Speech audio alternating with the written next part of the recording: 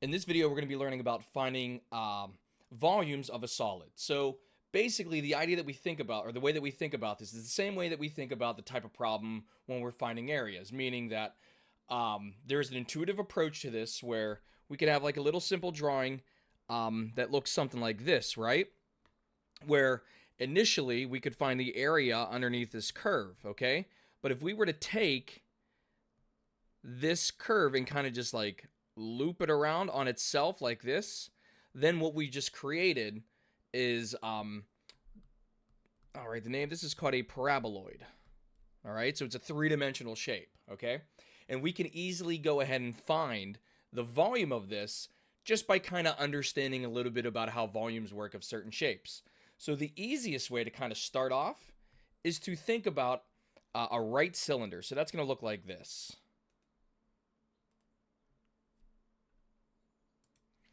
All right, so here's our right cylinder. And as we can see here, it's defined as the volume equals the area times the height. And like I said, the way that you can kind of think about this is like the very top of the cylinder right here, all right, could just be like one slice within that representative sample of all the little, please excuse me, but all the little rectangles that you're going to draw, all right, to find the area. So you have like that slice right there. You can have this one right here. You can have another one down here. And when we take the limit of all these, we're finding the individual areas of each one of these slices, but then when you sum them all up, you're finding the actual volume here. So we can kind of take this idea and extrapolate it to other shapes, such as our circular cylinder. This is the one that we are most accustomed with. Once again, here's one slice. Here's another slice. Even down here, here's another slice. All right. So we start by basically sectioning up all these different slices, or cross sections, if you will. So these are all cross sections. All right. Even if we had something like a rectangular box, put that one down here. There we go. All right. Once again, I think this might be the easiest to see. All right. Here's our first slice. Next one, and so forth. Okay? So, like I said, what we're going to do is we start by intersecting, let's say, some space or some volume with a plane. All right? So there's a really good picture that I'm going to take from your book. So give me 1 second. Let me copy and paste it in. All right, thanks for being patient. Here's the picture. So this is where we're going to start with everything here. All right, so we first start off by intersecting S with a plane and obtaining a plane region that is called a cross section. So this right here, so I draw this, is going to be our cross section, just like what we saw earlier up above. All right, we're going to let A of X be equal to the area of this cross section.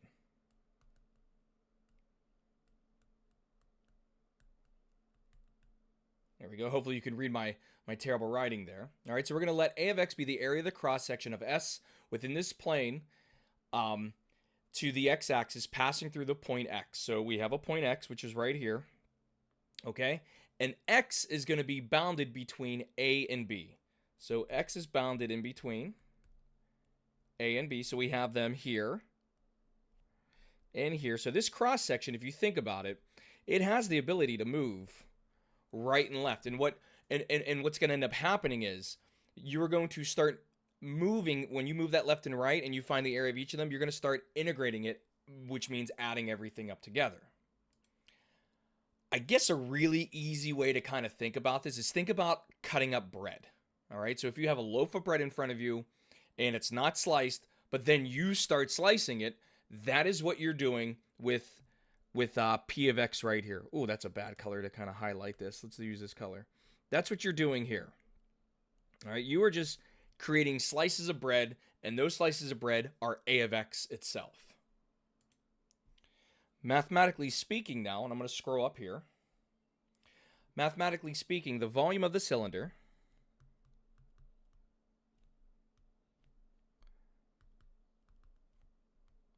oops, wrong word.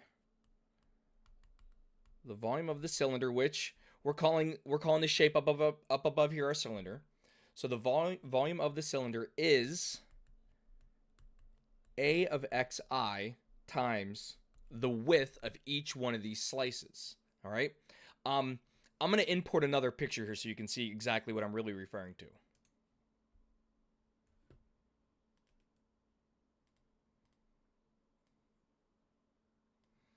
All right, so we should be able to see this. So in the left photo, we have our representative slice right here. This is our piece of bread. Okay.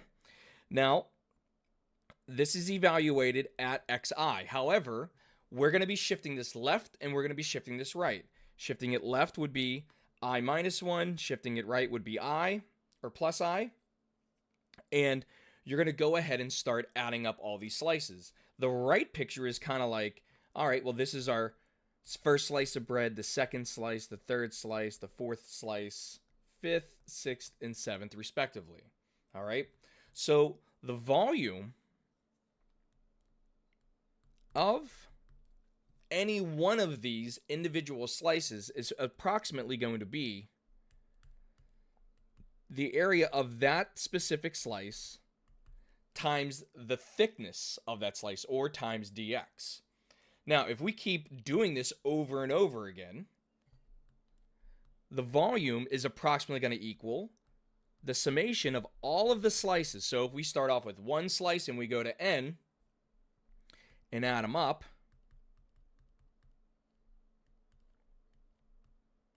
we come up with this approximation right here. And once again, if we tack on the limit as n goes to infinity, we end up getting the actual volume of this, which now we can go ahead and write the definition of volume. So I'm going to go ahead and write it here. So we're going to let let me write it up here. Definition of volume. So we're going to let S be a solid.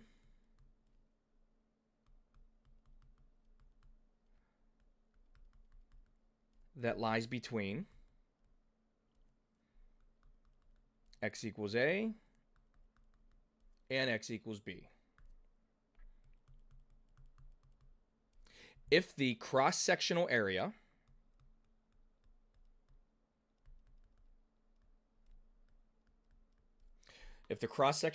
of S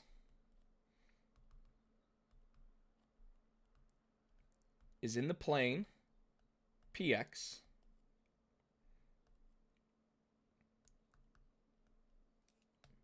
through X, and this is pretty important here, perpendicular to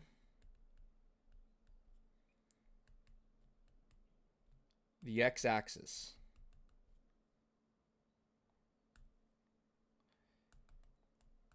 All right, this is A of x, where A is a continuous function, meaning there's no gaps or anything, no jump discontinuities, none of that stuff. All right, then the volume of S is, and here's our formula. Volume is going to equal the limit as n goes to infinity of the summation from I equals 1 to n of A of xi star, which is our representative slice, times the width, delta x, which we can simply abbreviate as the integral from A to B of A of x dx. Now, the thing we got to remember here, like I said, and I'm going to highlight it,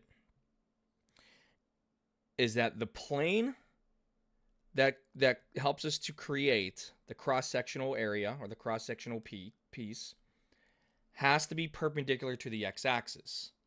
All right?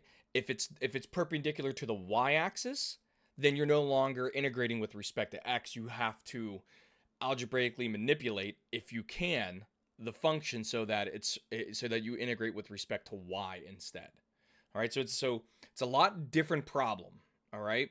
So you got to make sure that, when you're thinking about, okay, how am I going to integrate this, you're doing it with respect to x.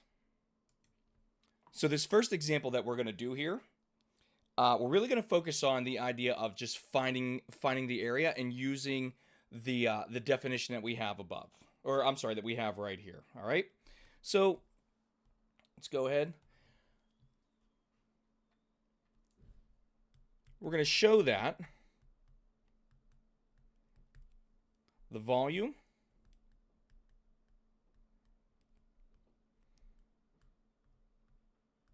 of a sphere of radius r is the volume equals 4/3 pi r cubed. In other words, we are going to demonstrate that this is the exact formula for finding the volume of a sphere, instead of somebody just telling you this is what it is and you just blindly accepting it.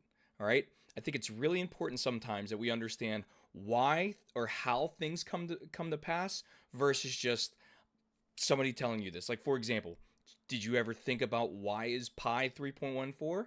Or how do you know the Pythagorean theorem always works? All right, like, you want to prove these things to yourself, and that's exactly what we're going to do here. So anytime you see these words show that, basically what they're saying is you're going to prove, or you're going to demonstrate, that this relationship, volume equals 4/3 pi r cubed, is actually legit. And this is how we're going to do it. So I have a little animation here that we're going to look at. Sorry. So it's right here. All right. And this is nothing more than a sphere with a plane creating a cross section. And as I move it left and right, all right, you can see how the slices of this sphere kind of change. All right. But the idea behind this is that it doesn't matter where you are, you can figure out exactly what the area of each individual slice is, and then once again, applying the definition, we can just integrate to find this. Okay, so let me go ahead and let me copy and paste this into our notes. All right, so that looks pretty good right there. All right, and what I want to do is go back into our notes, so that's going to be here. It's going to be a massive, large picture, so I definitely have to shrink it down a little bit, but that's all right. We can deal with that. All right, so here's our picture right here. Now, the idea behind this is we're going to place this sphere at the origin within the XY coordinate grid. All right, so if I just kind of draw a line straight down here, draw a line straight over here, make this X, make this Y. All right, we could find, or hopefully you can note that when we have this situation here, okay, here's going to be our point X. All right, that's coming from the definition, which means all the way up here, all right, that's going to be Y. And then we have our radius, R. Okay, and notice this forms a nice right triangle here. Okay, so if we place this sphere so that the center's at the origin, then the plane P of X, that's this, intersects the sphere with a circle whose radius is Y equals the square root of R squared minus X squared. Because what we've done here, everyone, right here, is created that right triangle. All right? And the Pythagorean theorem, which I'll let you to prove that to yourself why it works, is nothing more than just x squared plus y squared equals r squared. I guess I could do it off to the right here. And all I did was just solve this for y to figure out what would be the height of this sphere. Because remember, you got to go back to the definition. Let me scroll up real quick. This is what we're looking at right here, where, remember, you're trying to find the height of this, because area of a rectangle is length times height. That's what it is. It's what it's always been. Okay? So let's go back down to our problem. Sorry for that little jump up there. All right, so here we go. So y equals the square root of r squared minus x squared. So we have the following.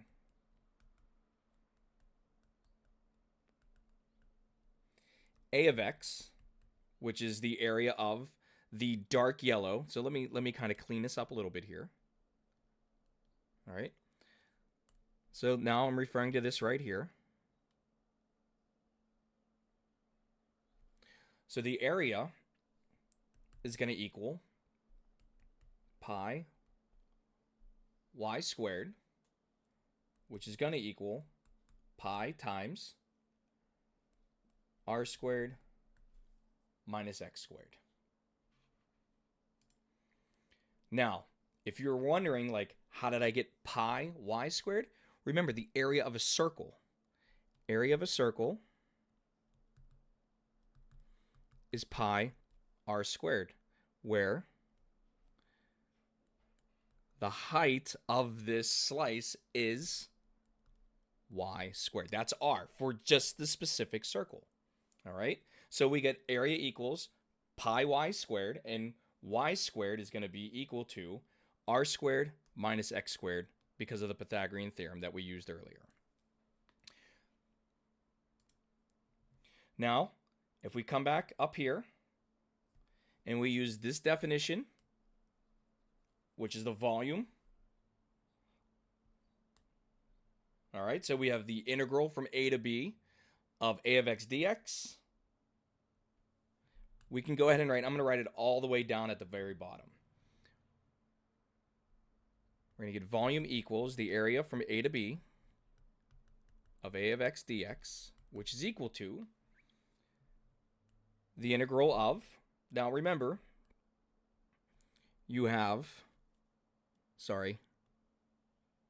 this is x, up and down is y, so you have this height here, which is going to be plus r, and then this down here, which is going to be minus r.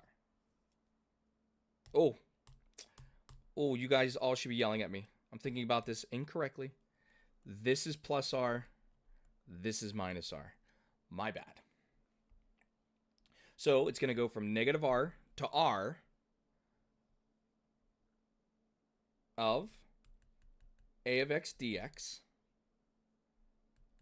which now we're going to make all of our substitutions from negative r to r. A of x is pi times r squared minus x squared dx.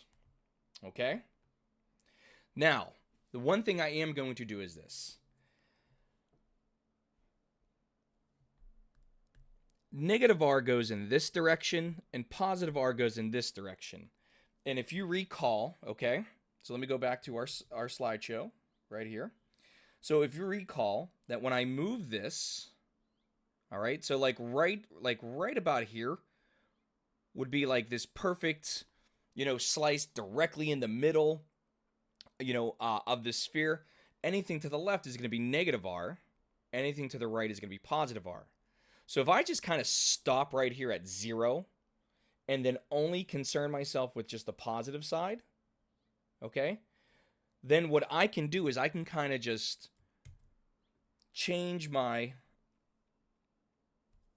integral here to say volume equals 0 to r of 2 pi times r squared minus x squared dx. In other words, I'm just going to do 1/2 of the circle and multiply the answer by 2. That's it.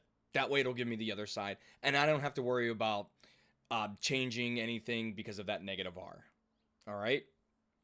So, and the reason why I can do this is this integrand is even, meaning it's symmetrical on the left and right hand sides. It's an even function, okay?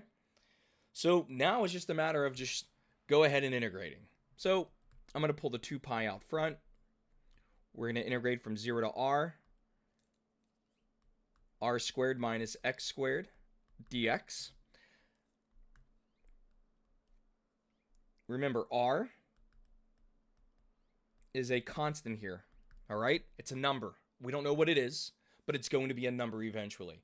X is the variable that we're integrating with respect to. So we get 2 pi. After integration, we get 2 pi times r squared x. Remember, it's just like integrating 4. If you integrate 4 dx, you get 4x. This is the integral of r squared dx, so it's going to be r squared x minus 1/3 x to the third. And this whole thing is going to be evaluated in between 0 and r. So that's going to give us 2 pi times r squared minus 1/3. Give me 1 second here. I'm making my substitutions. So r goes here, r goes here. And the 0, well, since both of these functions contain an x, the 0 everything just goes away. So you are left over with just the upper limit, that's it. And when you simplify this, you get 2 pi times r cubed minus r cubed over 3, which equals 4/3 pi r cubed, which is exactly what we wanted to show. So if you think about this, we started off with a very general case, which is a picture, and then just by using our knowledge of how to find the integral and areas, we went ahead and found the volume of the sphere, which is 4/3 pi r cubed. So let's go ahead and let's do an actual application problem here where we're actually calculating something other than demonstrating that a formula exists because of mathematics. So we're going to go ahead and do this one right here. So find the volume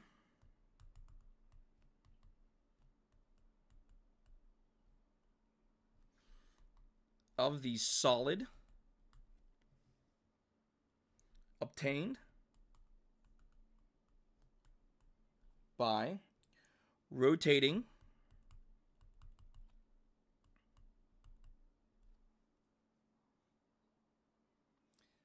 the region bounded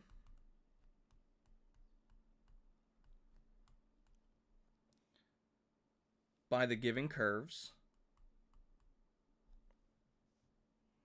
about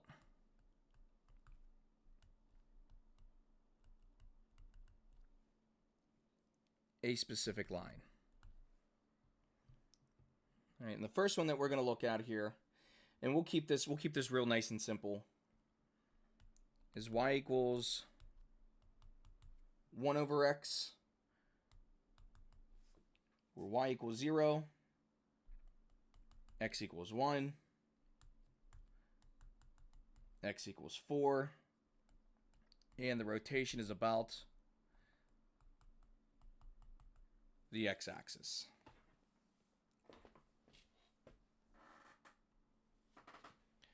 All right, now we need to think about, okay, well, what does this look like when we graph it or something like that? Because remember, it's always really important to have an idea of what something looks like, okay? So I'm going to do my best to kind of draw a very, very poor representation of this. But here we go. Here's the y-axis. Here's our x-axis. All right. Now, the graph of 1 over x looks like this. Okay. And the reason why I'm only showing the first quadrant is because if you look at my boundaries, I'm bounded by y equals 0. All right. X equals 1 and x equals 4. So here's x equals 1. Here's x equals 4. So I don't have to worry about anything else. Like, this is all I want. This is the area that I'm concerned with. So let me go ahead and kind of shade this in a little bit. All right. And now, when you go ahead and you rotate this around, all right, and like I said, this is really going to test my artistic ability here. All right. When we go ahead and we rotate this around, all right, what's happening here is this becomes like a real big circle, like this. And then it just comes down as such, like that. So what you're doing is you're taking this representative sample or slice right here, okay? And then you're just rotating this around like this. And there is the disc that we're looking at for this shape.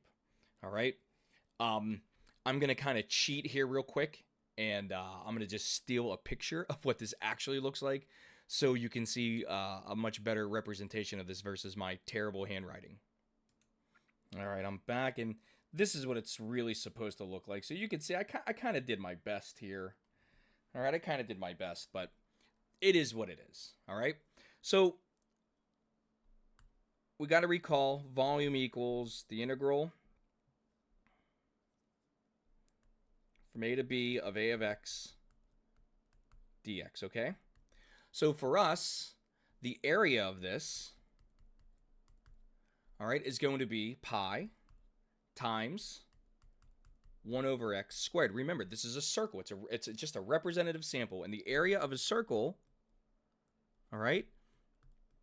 I'll write it one more time. Area of a circle equals pi r squared. In this case, r is the height of this square, or it's the height of this function. I'm sorry, I misspoke. I said square. R is the height of the function here. So the height of the function is 1 over x. So area equals 1 over x. I'm sorry, area equals pi times 1 over x squared, which we're going to rewrite this as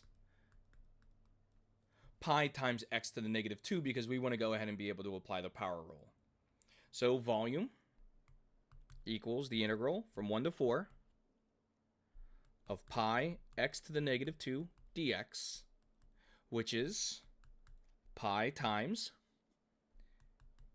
negative x to the negative 1 evaluated between 1 and 4, which is going to be pi times negative 1/4 plus 1 when you make your substitutions. And when you simplify this, you end up getting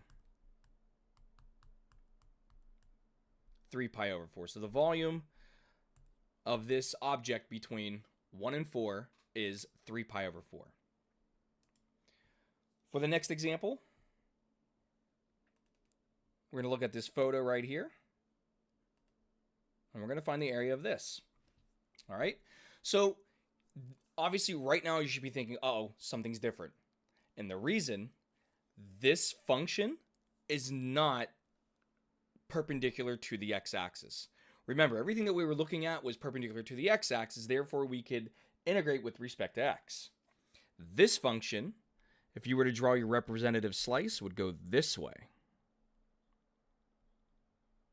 All right?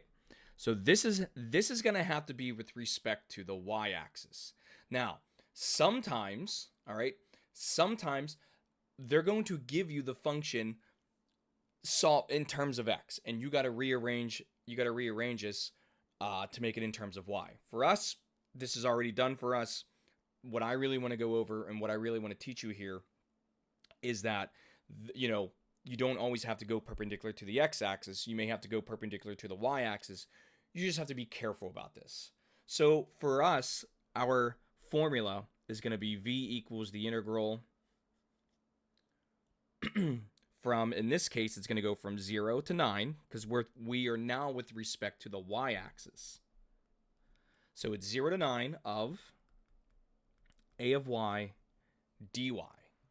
Now, it's still going to be a solid shape, a circular cone right here. I mean, a circular disc. So that's right here. So our volume is going to be the integral from 0 to 9 of pi times, excuse me, now, you gotta remember, this is your shape. So it's going to be 2 times the square root of y squared dy. And how did I get 2 times the square root of y? That's right here. All right, so this was already solved for x. So it was already solved for y, so it's 2 times the square root of y. So now that we have this, it's just a straight up integration problem, but we're going to simplify first. Volume equals the integral from 0 to 9 of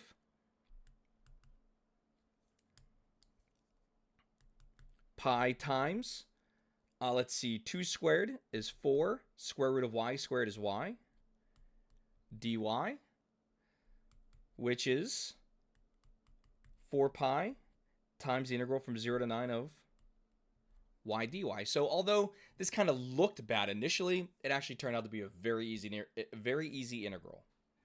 So when I integrate this, I get 4 pi out front. The integral of y is 1/2 y squared. And we're going to evaluate this between 0 and 9. You don't have to worry about the 0 part because 0 times anything is 0. So we're just going to do the upper bound. So 4 pi times 1/2, that reduces. So that's going to be 2 pi times 9 squared, which is going to be 162 pi. Because 9 squared is 81. 81 times 2 is 162. Therefore, the volume of this is going to be 162 pi. All right, so this next example here is going to be a little bit different. Okay, so let's go ahead. We're going to write it out first. So we're still doing the same thing. We're still finding the volume, okay? But the issue is, let me write find volume.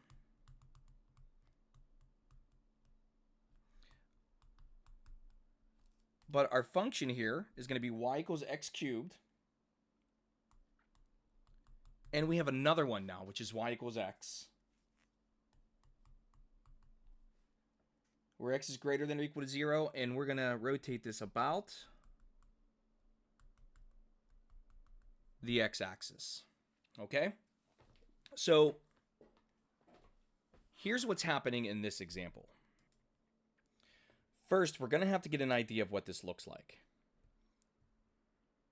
So we're going to go back to Desmos here. There we go. And we're just going to see what this looks like graphed, all right? Y equals x is just, a straight line going through the origin. And then y equals x cubed is an odd function. Oops, not 34, but there we go right there. And here's what we're looking at here. So right now you can hopefully see that this is different from what we are used to. In fact, let's get rid of, we'll leave it here. So this is already different from all the other ones that we've done so far, because if we rotate this around the x-axis, you're not going to have a solid shape around the x-axis, all right? So I'm going to go ahead and copy and paste this into our notes. In fact, let's do this. Let's cheat a little bit. Here's our limits of integration. It didn't even save. That's fine. Don't worry. I will show you how to get them. All right, so here's what we're looking at. My God, I don't know why it zooms in like that so much. But anyways, here's the point 0, 0. Here is the point 1, 1. And to find those 2 points, remember, that's where those two functions are equal to each other because they intersect. So x equals x cubed. I'm going to solve this for x cubed by subtracting x from both sides. 0 equals x cubed minus x. And then I can just go ahead and solve this by factoring out an x. Set each one of the factors with a variable equal to 0. Here we have x equals 0, which is right here. And then over here on the left-hand side, that's a difference of squares. So you would factor it into x plus 1, x minus 1. And then you would go ahead and separate this into x plus 1 equals 0, x minus 1 equals 0, and you would get x equals negative 1, and x equals positive 1. X equals positive 1 is right here. And remember, at the very top of your screen, upper right-hand corner, because we are defining x as being greater than or equal to 0, you do not have to worry about that at all. Because I'm telling you, hey, don't worry, x is greater than or equal to 0. So that's how we find those 2 points, okay? Now, I want to get back to what we're really looking at here. All right, so I'm just going to erase this. That's the beauty about making a video, is you can always just rewind it and go back and look at it. The question becomes, what does this thing actually look like? Remember, right here is going to be that nice little piece of bread, that slice that you're going to go ahead and create. But when you rotate this around, all right, it's going to come all the way down and up around again, correct? But the problem is, you are no longer creating that solid shape. You have what we call an annulus shape. So this is called an annulus shape. All right. Which is just a super fancy word for a ring. All right. So you got a ring. All right. And this is a little bit different from the previous problems, because the previous problems we had a solid shape. In fact, I'm going to go ahead and import a very nice picture of what we're actually looking at, even though I don't think my drawing's all that bad, but we're going to look at it.